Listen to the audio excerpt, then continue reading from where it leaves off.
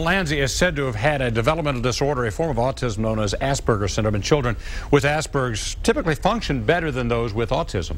Experts say they generally have normal intelligence and near normal language development, but they may develop problems communicating as they get older. 7 Action News reporter Julie Bonovich shows you how one local organization is helping people with this type of disorder.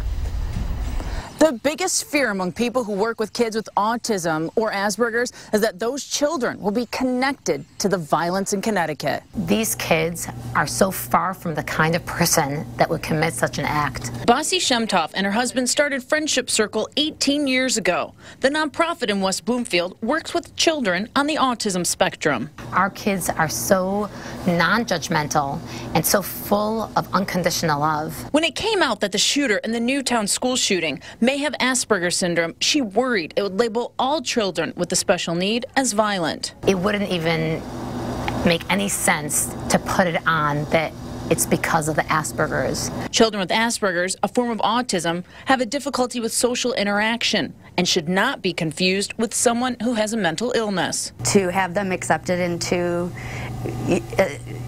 society, into school, what a million steps back that could possibly take because people don't understand it. Good job. Jackie Reel has tutored children on the autism spectrum for the past 14 years. My first thought went to all my kids that have worked so hard and are nothing like that.